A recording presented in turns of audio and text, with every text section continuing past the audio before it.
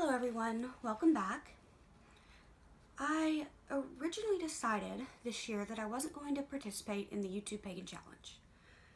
Last year I had some trouble continuing along with it because I had to do it every week and I just couldn't keep up. So I kind of petered out and stopped doing it after a little bit. But this year I've seen that some people are combining the questions and doing it just once a month. So I think that's what I'm going to try to do. So I'm behind a little bit, so I'm going to start with the first score of questions. So I've got a list, so I'm going to be looking down at it. Show and tell your grimoires, notebooks, journals, etc. What type of book do you prefer? So I've got quite a few books. So the first kind I have is, sorry, I've got a pile over on the side, is spirals, like this. You can see it's got like book 1, book 3, I've got a book 2, and a book 4. These literally just have notes, just information, just notes. It's not like a proper thing, it's just notes. Because these are notes that I'm going to move into my working Book of Shadows, which is a binder, but it's not a 3-ring binder. Sorry, it's noisy. It is a spring post binder, which is, it's basically a post-bound binder. So it, you know, has what's called the female part that's down here, and the male part, because this part goes into this part. Like that. And then you would clip this up here. I hope y'all can see this. And yeah, and then you put your papers in there, three whole bunch of papers, just like normal, and then it turns a lot more like a book than like a 3-ring binder would. And once I get this filled and stuff, I'll show y'all, but that's going to take a bit because I got to get all my stuff organized and all my papers printed and everything. So then I've also got, now I lost this for a while, but this is my Book of Mirrors, my Book of Mirrors. And you can see, if I cover up my name, it says Book of Mirrors in it. And I've written barely anything in it because I started it in 2013 and I stopped writing in it in 2013 when I lost it. And so I've only written that much. And I'm going to start writing in it again now that I found it. And I just found it the other day and I was like, oh my gosh. So I'm going to try to make this video pretty quick. Or not, take forever anyway. This is my dream journal, which I believe I also started this in 2013. I don't write in it, you know, every day because I can't always remember my dreams. Yeah, 2013. But I'm still writing in it now. But I've got literally 1 page left. Yeah, just the 1 page, 1 sheet. So I've got this and then this 1 sheet and I'm done. So then I've got this one, which I'll be moving into, and I put a fairy on the front, fairy sticker on the front of that one. It was just plain black. And I've got this Lectrum 1917 that someone gave me for a bullet journal, but I had another bullet journal and I failed at that, so I'm not going to use it for that. So I'm going to write in here, even though this is dotted, so it might be a little harder. I'm still going to use it. Then this is one I actually made yesterday. I didn't make it from scratch like I did my other one, but it's real nice. Got a fake leather look, fake leather material, and it's got this little key hole charm thing. And I took a sketchbook, so it's blank inside, and I just covered it with the material. Just took the material, covered it, folded it over inside, and then covered it with the scrapbook paper, because it was black in there. And then that's pretty much it. And then once I had done all that and it dried, I put this on there. And then I didn't attach this ribbon, but I like to use this to close it. I obviously haven't written in this yet because, like I said, I just made it last night. And it's got 80 sheets of paper in it, so it's not huge. But it works good. So then last two books. This is a book. It's not real big, but it's post bound, so you can get bigger posts and make it pretty much as big as you want. And it's got parchment paper in it. I've asked for a different one, and this is the one my mom got me. I don't know if she got confused or she just didn't want to spend the money on the other one. I don't know. But I still like this one. I think I'm going to use this for like an herbal book, because I think it'd be really cool, instead of like listing out the herbs and their properties next to them, to do like a page for each herb, you know, and be able to have a nice picture and like the properties and everything. So I might use this for that. I'm not positive.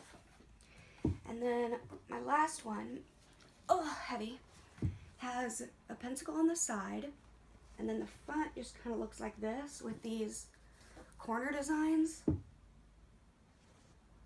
And as you can see, it's real thick. And the other one had ribbons too. This one's got several ribbons. It's got 3 black ones and 2 gold ones. And it's also parchment. And it's got a real pretty inner papers. Sorry, it's hard to hold up. And it's post bound as well, which I really like, because then I can take the pages in and out, and if I don't like where they fall, you know, and I like that it, if I can get it open, it lays pretty flat.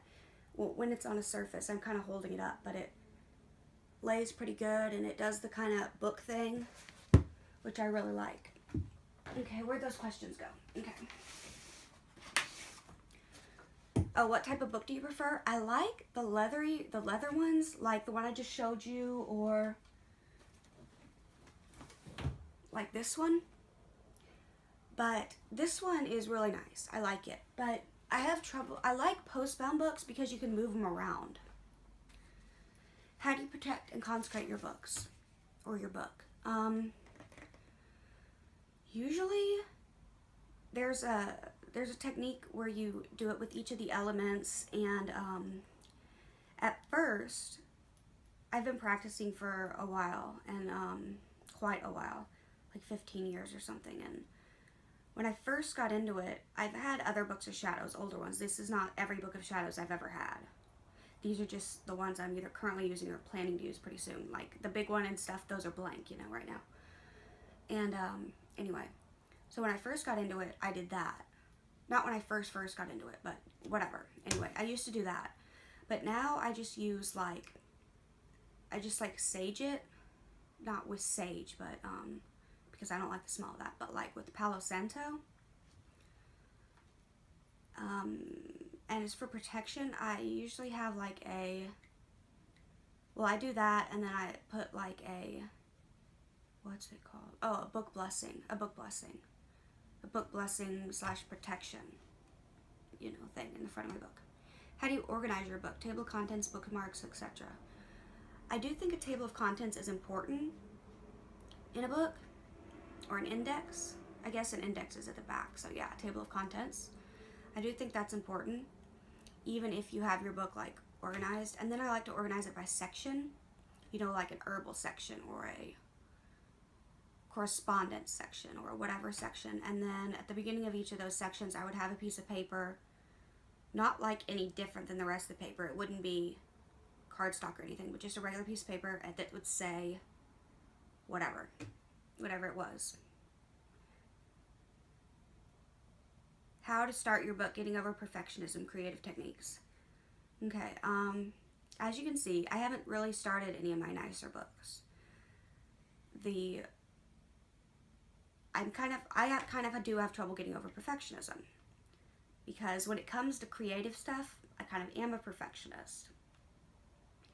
So if you have that problem as well, one thing I suggest is watching Her Speaks video. She's got a video, I can't remember what it's called right now, but she's got a really great video, How to Rock Your Grimoire, I think it's called. That's a good video to watch, as well as starting one of these, a working book of shadows, which is, it's basically like, sort of like a rough draft.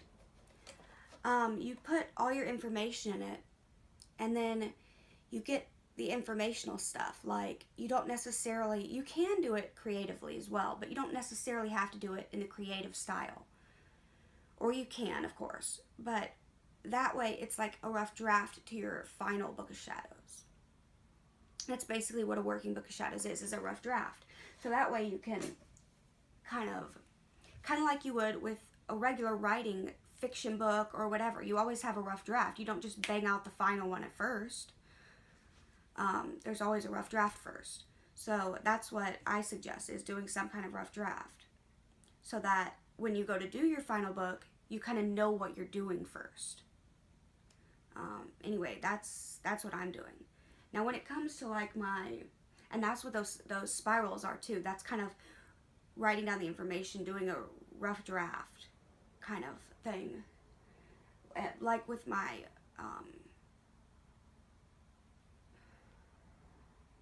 sorry, I forgot the name, Book of Mirrors and my dream journal, I don't do that because I'm handwriting those and my handwriting's gonna be sloppy regardless. And I do type up my dream journal first on my phone, because when I first wake up, it's too hard to write it down without forgetting it, so I type it on my phone. But anyway, that's off track. So yeah, and as far as creative techniques, I strongly suggest that you go for whatever feels right for you in your soul. If the charmed, kind of old aesthetic, practical magic, scrapbooky aesthetic, or whatever is that kind of everybody is doing does not truly 100% in your soul feel right to you, do not do it. If it really truly does, then go for it.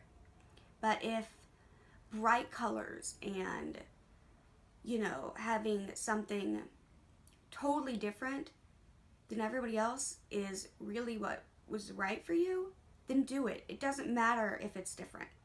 In fact, it's probably, you know, it's more unique and makes it more you. And the more you it is, the more you will connect to your book. And I think connecting to your book is very important. Okay, so thank you for watching. I hope you enjoyed the video, and blessed be.